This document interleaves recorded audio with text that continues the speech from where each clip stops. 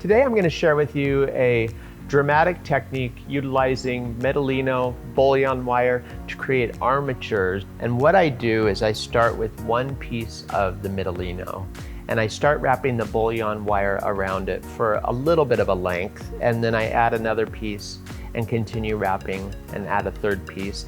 I like the bulkiness of a couple of them together, and you just wrap all the way down the Midollino to the end, and then I double back and go all the way back up to the top. From there you've got kind of a Midollino stick that's very pliable and bendable, and so then you can create these curvilinear armature that then become the structure that will support the flowers. I'm using this vine. It's sort of a volunteer vine of our neighborhood that I clipped, but I just love the sort of movement that this vine creates, so I've added it into each of the individual arrangements.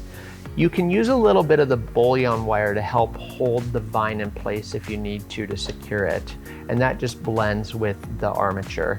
From there, I've added in these fabulous roses from Alexandra Farms. This variety is called Princess Sakura, and it smells really good. It's opening really wonderfully. It's about 4 days in my presence, and they're opening really lovely.